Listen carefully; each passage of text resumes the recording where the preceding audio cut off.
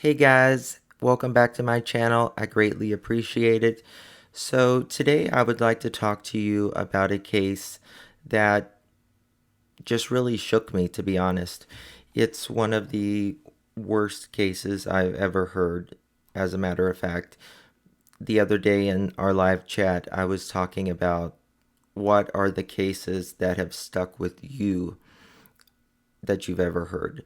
And this is definitely probably the worst, or definitely in the top three for me personally. All cases are terrible, obviously, in murder, but there are ones that stick with us for some reason. So today I want to be talking about 37-year-old Lisa Snyder.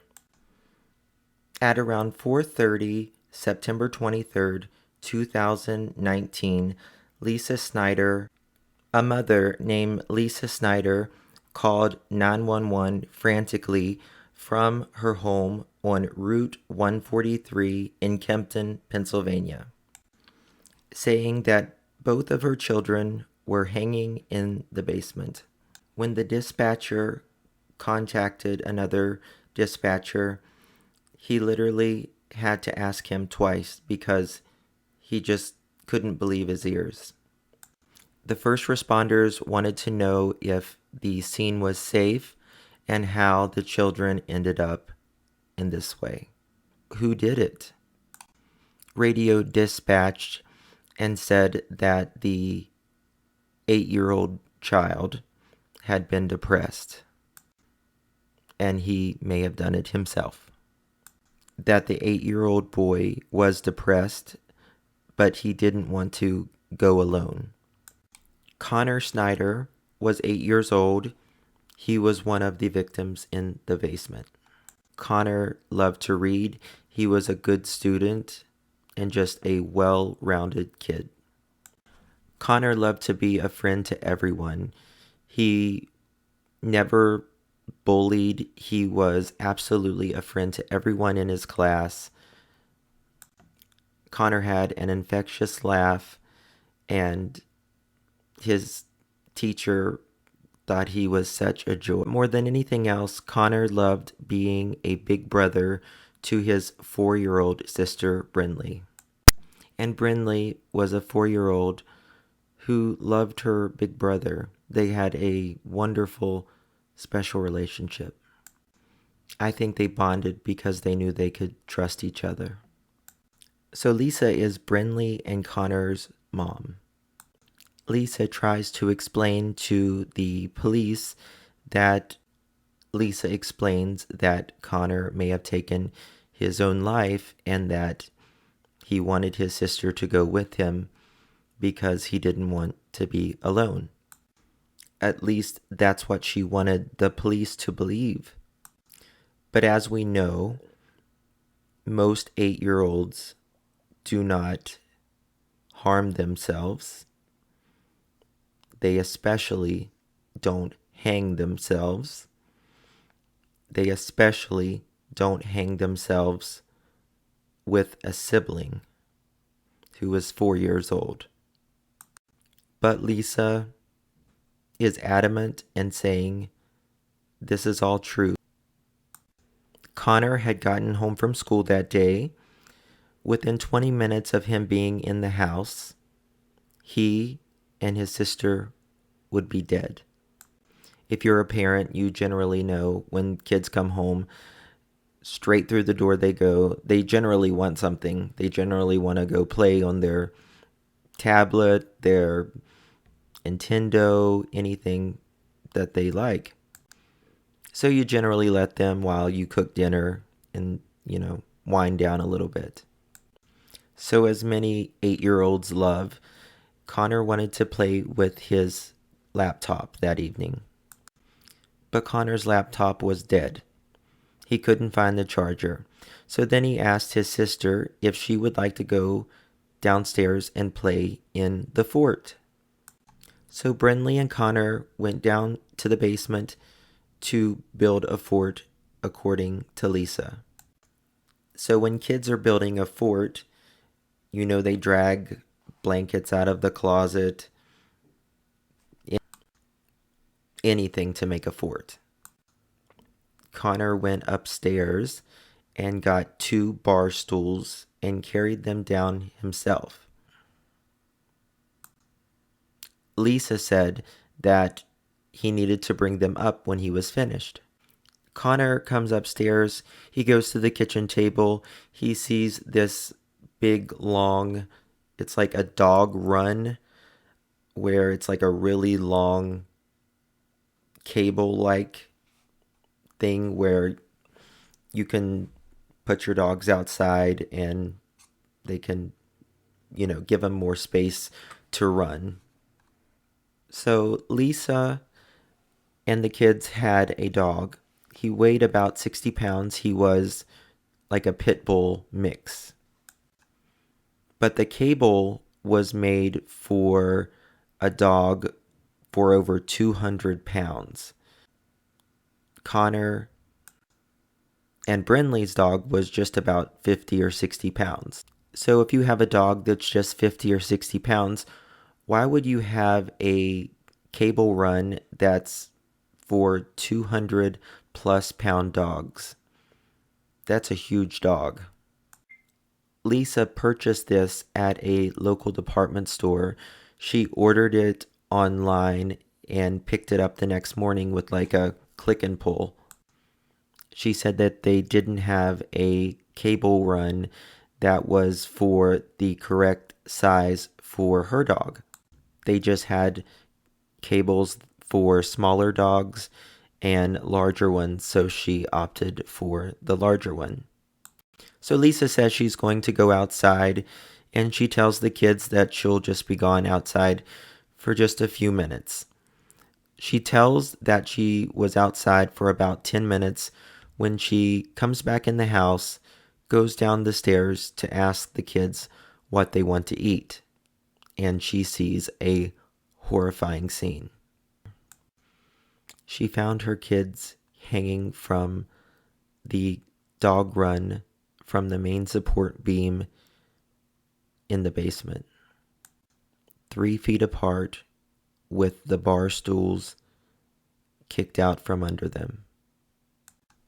Guys, this is going to get very graphic, so please, if you are sensitive to these issues, which we all are, but if you are very sensitive to these issues, you may not want to hear this. So usually when a hanging is done, it is from a very far drop. This was not the case in this situation. Brentley and Connor was still alive. Lisa says she immediately broke out into a cold sweat and that she was trying to get the clasp around the baby's neck, but she couldn't because her hands were too sweaty. Brentley is only 40 pounds, and she's just saying that she can't get the noose off of this child's neck because her fingers are sweaty, and that she couldn't get Connor because Connor was too heavy. Connor was a big boy for his age. He was 150 pounds. But she doesn't do anything else while they're slowly dying, her children. She doesn't put the bar stool underneath of them. She just lets them slowly die and goes upstairs and calls 911. Ask yourself, how could a mother leave her children downstairs hanging from a dog lead, not providing them comfort, not trying to get them loose when they are still alive, but just casually goes upstairs, makes a 911 call,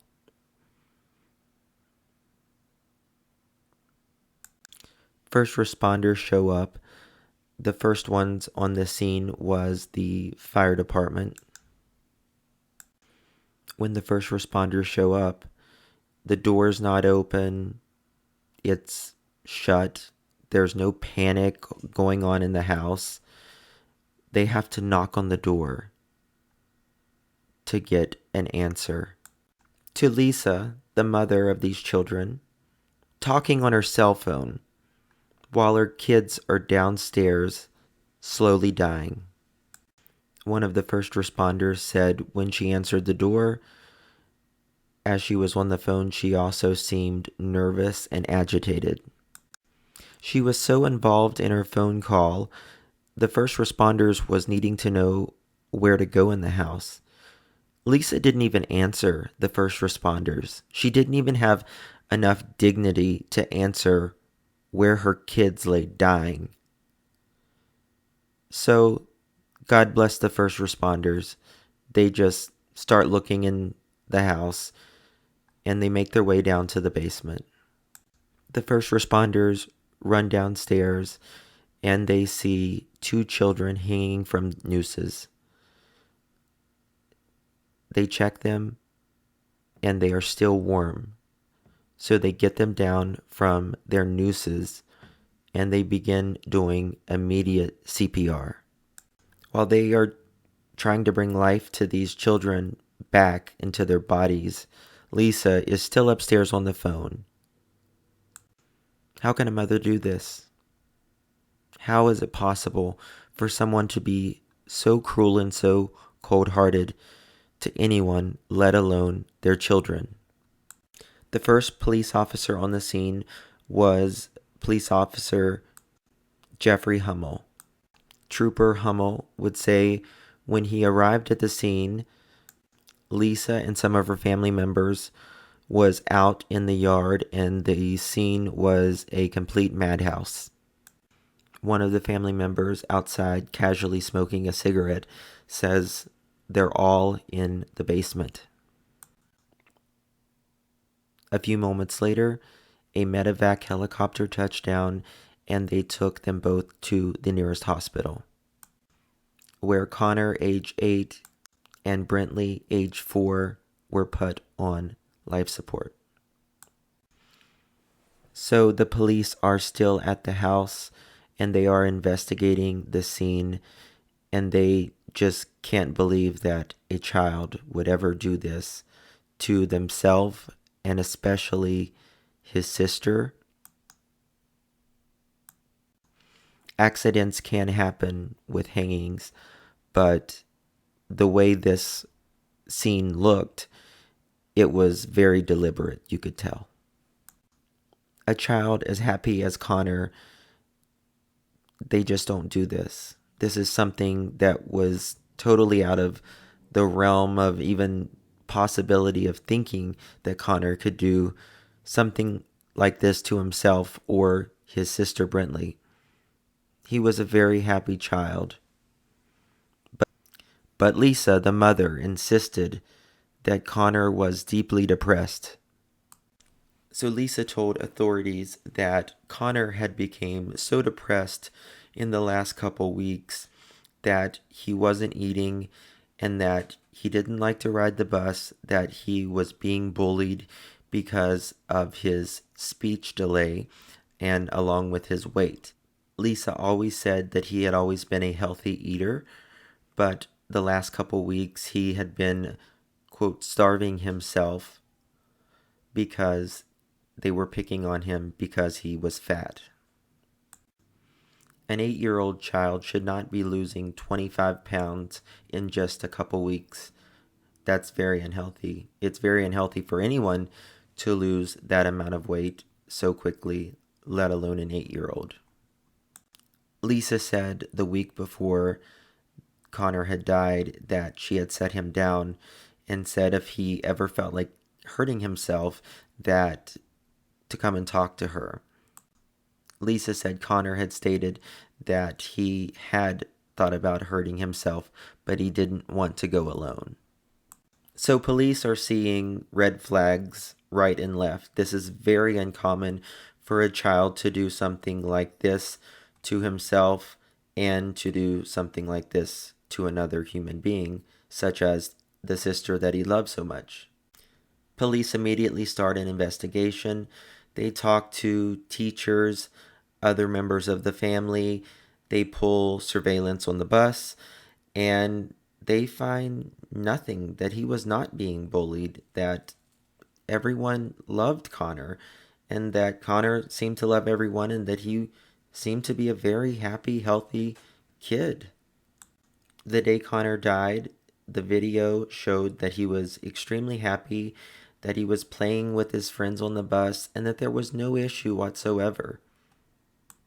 So for a child being so depressed, as Lisa says, why isn't there evidence to back this up? It was later found out that Connor and Brentley was scared of the dark basement, like most kids are, and that they could really never see them ever playing downstairs in the basement. Connor and Brentley were at the hospital on full life support. When Lisa would show up, she had to be watched over with security. Someone always had to be there because I believe that the police authorities were very suspicious of her at this time. Who knows if she could have done anything at the hospital. They didn't want to give her that opportunity. So before her children are dead, Lisa is on her phone. Lisa was on her phone a lot at the hospital. She was on the Facebook yard sale page where she had recently purchased a new pool that cost $701. She posted it online for $700, and she put, like new condition, serious inquires only. Please don't waste my time. I'm having to pay for my children's funeral expenses. They're still alive at this time. They're not dead yet. How could a mother do this when her children are not even dead, saying she needs to pay for their funeral expenses? So Lisa is reaching out to people on Facebook that she knows, getting all the sympathy that she possibly can. In one message, someone made public that Lisa had written her. It says, "Update, it's not looking good right now. Their brains are swollen, but once the swelling goes down, they are going to do a brain scan to check for brain activity, and said hopefully tomorrow or Thursday they can do that. The doctor himself told us to prepare for the worst, and for the doctor to say that, you know, it's pretty bad at this point. At this point, I'm going to have to make the hardest decision of my life." And her friend is naturally giving her sympathy, feeling horrible for her friend. And she says, and Lisa says, "Can't cry anymore. I'm completely numb. My life has been completely ripped to shreds, and it's never going to be better. But I'm going to try to stay strong for blank, and miracles happen every day, you know." But she also says, "But I'm also not stupid, and I'm not going to give my hopes up." She didn't want the kids to live. Any mother who would do that to her children and then the child wake up, well, and the child talks, you're going to hell, Lisa. Lisa updates her friend, which I don't believe she has any friends. I don't think she has any compassion or decency in her body to be a friend or a mother or anything that is good. But she says, "Update. They are not going to make it. The doctor will be pulling the plug tomorrow or Friday." Pulling the plug? You don't say that about your children, girl. You don't say that. They need to run a few more tests simply for the investigation. After that, my babies will be going to heaven to live with Jesus. Her friend says, "Oh my God, Lisa, I'm so sorry. I don't even know what to say." Lisa says, "I know, thank you." Connor and Brentley died 14 minutes of each other, and I believe they are in heaven with Jesus, which is a place you'll probably never be, Lisa. A few days later, the children were buried, laid to rest, where Lisa, the mother of these children, took these precious babies' life. Lisa created a memorial Facebook page for Connor and Brentley, where anybody could go and pay their respects, but also people were very suspicious of Lisa naturally while all of this was happening. And she would go on the Facebook page when people were telling her what they thought of her. And she would make fake Facebook accounts and defend herself like she was another person or friend or relative of the family. You are twisted. A few months later, the autopsy comes back stating the manner of death is homicide. It was confirmed what everyone already knew, that allegedly Lisa, the mother of these babies, took these beautiful children's lives, extinguished them, no longer ever. Usually when someone dies from being hung, they generally die relatively instantly, painlessly. However, when you have a noose hanging from the basement ceiling beam, they were suffocated. These children were suffocated. They didn't die without pain. They were slowly tortured. So remember, Lisa has a dog. When the police were doing the investigation, they couldn't find Buster the dog. So investigators went to the department store to check the dates and the inventory if the run leads were in stock for the size dog Buster was. And surprise, surprise, they did have a multitude of these runs in stock for the size dog Buster was. Lisa had done multiple searches on multiple devices. She had over 5 cell phones that the police took from her for evidence. Forensic had reported that Lisa had searched in her search engine how to die from carbon monoxide poisoning and will a hybrid car cause carbon monoxide when idling, and so many more sick and twisted searches. So guys, what I'm about to say next is a trigger warning and a trigger warning. It's something that is extremely graphic and is very sensitive to a lot of people. It involves animals and craziness. So as we know, Lisa liked attention. She got it in any way she possibly could get attention. And she had 5 phones, and she would message men, and there was a specific man that she would message. She would send short video clips to this man of Boomer the dog performing oral sex on her. She would send messages such as, "He's eating my P word, daddy."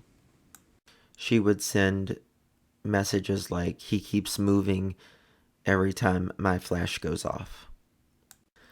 She would send short clips, videos, and detailed descriptions of what the dog was doing. She said to this guy that, quote, "he did good until he bit my labia." Actually, she spelled it Libya, but whatever. She would talk to this guy in general things about her life and then do these unspeakable acts with the dog. Lisa wanted attention any way she could get it. There was not enough room for her and her two children. It had to be all about Lisa all of the time. She even told the guy that Connor was depressed, that he had lost a lot of weight, and then do these videos. So the last messages on the phone from the forensics had retrieved was a quote that says to the man, quote, "Oh, daddy, just took some good pics for you," end quote. And she has her hand on the dog's genitalia. And the very last message, it said, "Boomer and I will see you Sunday."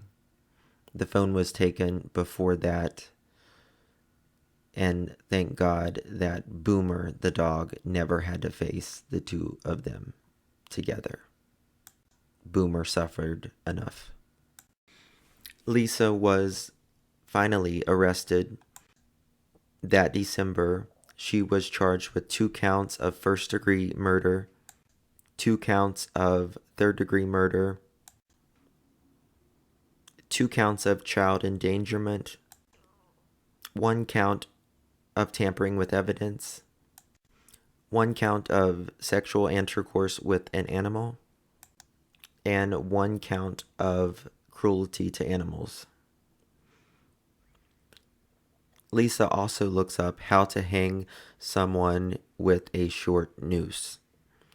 And the next day, her children are found dead with a noose around their neck.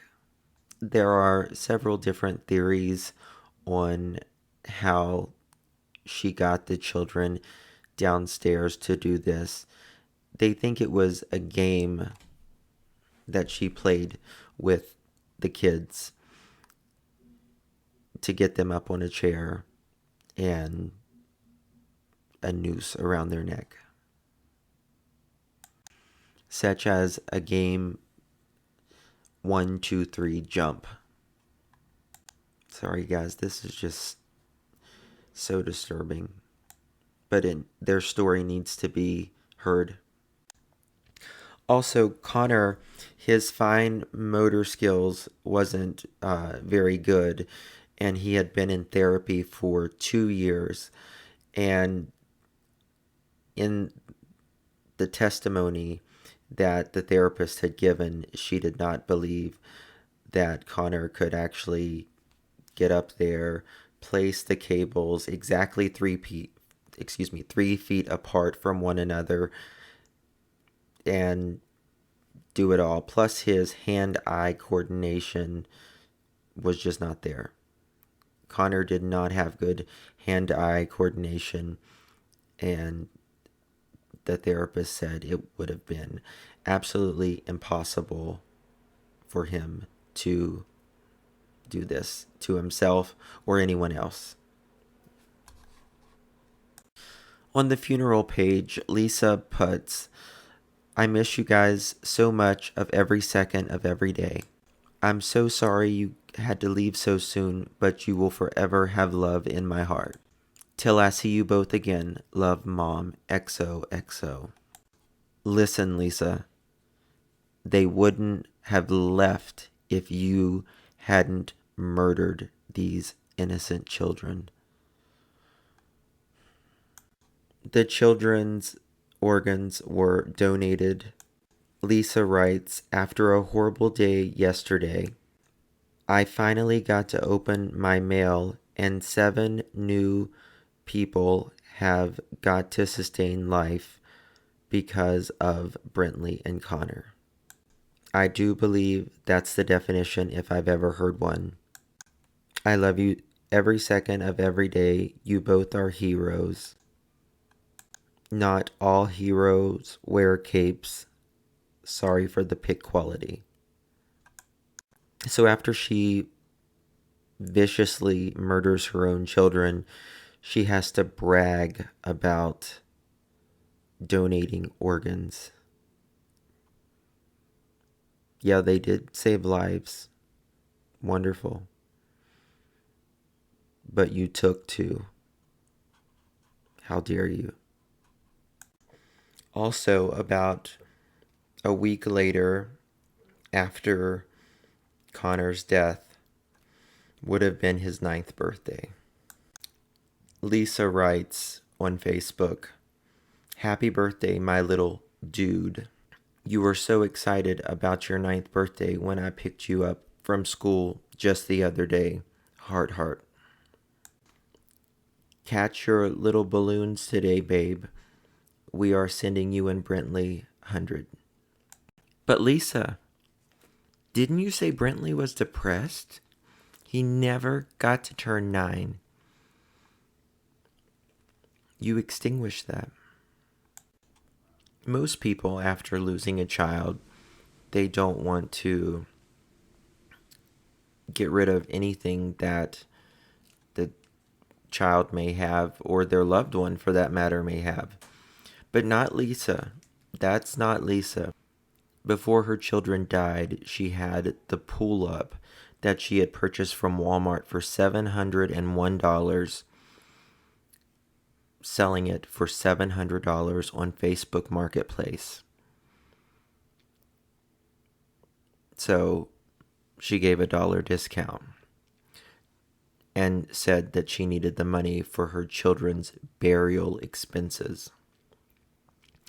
Not only that, she was selling things like rocking horses that the kids had. She was even selling their shoes. Their shoes.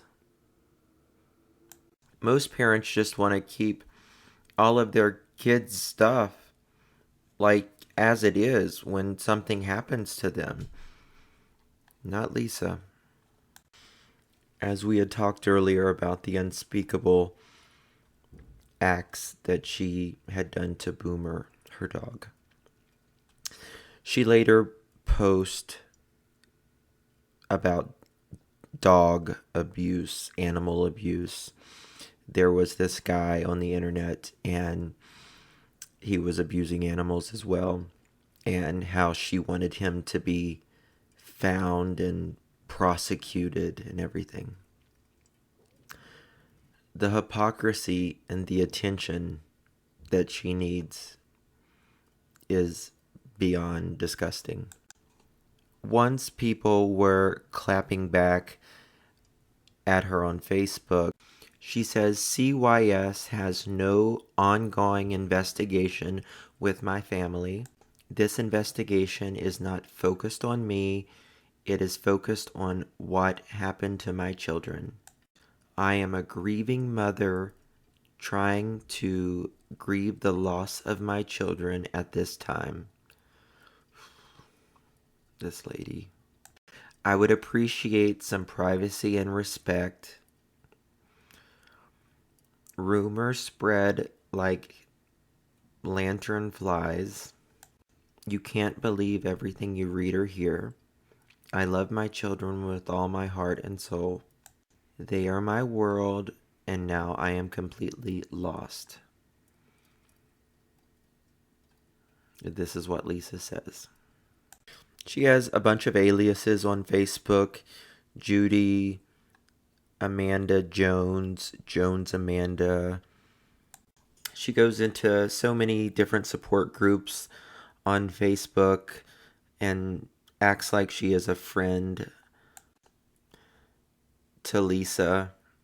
when it's actually Lisa the entire time, and says how she's such a grieving mother and she feels bad for her and just all the sympathy in the world so she can hopefully get more sympathy from her audience.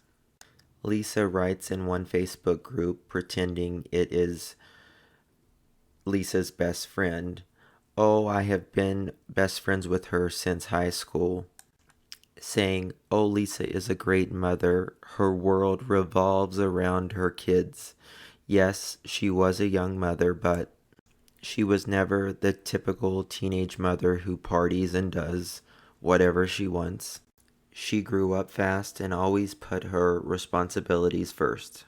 Her house is always clean, her kids always have good clothing, and they always have a nice meal. Lisa, you're not going to have a nice meal in prison. Those days are over. She posts in a community page also about the pool. I'm selling this new pool that was only used one summer. Everything pictured is actually included. I can take actual pictures tomorrow as my day off. I'm selling this new pool as to help pay for my children's funeral expenses from a horrible accident. She says she also has a net with the pool and sand for the filter. I have a lot going on right now. Please don't waste my time. Serious inquiries only, she says. There were also text messages obtained, her talking to her friend, and her friend says, you set flea bombs off in the house trying to kill you and your children. She said, I did set flea bombs off in the house, but not to kill us. I sealed off the upstairs. We were all upstairs sleeping while the flea bomb things did their thing downstairs. I ended up having a horrible anxiety attack that night, and I called an ambulance to take me to the hospital. I called my mom, and she picked up the kids while I was being treated. Nothing to do with that, just a bad coincidence. And then she said, I set off bug bombs all the time, seal off one level of the house, and bomb the other level, never had a problem. Lisa, in my opinion, your dog shouldn't have had fleas unless you gave him the fleas. Lisa. So when Lisa went on pre-trial, let me tell you what kind of attention narcissist this woman is.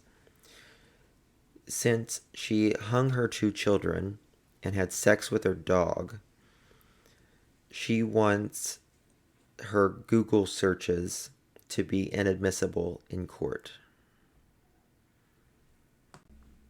No, not going to happen, Lisa.